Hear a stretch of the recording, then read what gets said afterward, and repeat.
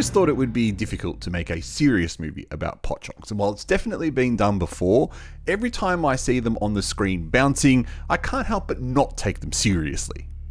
But ask any Indonesian and they will tell you that pocongs are no laughing matter.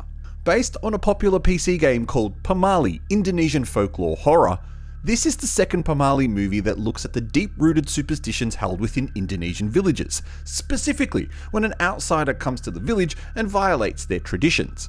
In this film, the violation revolves around how the dead are buried and a haunting whistling tune performed by the locals.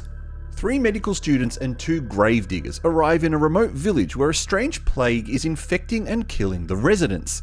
With a few dozen sick with the disease and almost 40 dead within the previous week, they are overwhelmed both by treating the victims and burying the dead.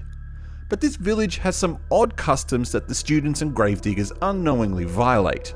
From the way the bodies are buried, to closing an opened umbrella and joining in the strange tune whistled at night by the remaining locals, these outsiders face incredible horror when dozens of pocongs begin to haunt the village, targeting them. Be prepared for a slow burn and a long build-up with this film. The aim here is to set the mood and to kind of lull you into a safe sense where you feel like these outsiders might be able to make a difference in this village. But make no mistake, once the spooky stuff begins, it keeps going until the end.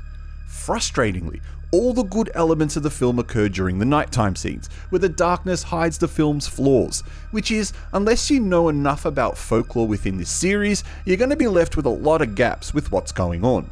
Additionally, the whole virus concept, which seems to be a reference to COVID, is never resolved, nor is it ever really explained where it came from. It's an important element of the film that's just forgotten about. With that said, the movie itself is interesting enough. The pocongs, or corpses, actually look decent with some great makeup effects. The virus on the body looks suitably disgusting, and one of the death scenes, which involves someone being dragged and losing their jaw, looks pretty damn good. I just wish the movie didn't want to rely too much on jump scares. Not a bad little horror film if you're looking for something a bit different, but with limited knowledge of Indonesian folklore, there will be a lot of frustrating elements for the casual viewer. Otherwise, this is one of the better Indonesian horror movies of 2023. I think I'll give this one a smiley face. If you've seen it, what did you think? Leave a comment below. Press like if you enjoyed this video review. Otherwise, subscribe to the channel. My name is the Artie Dans and you are watching SHOCKMANIA, and I will catch you next time.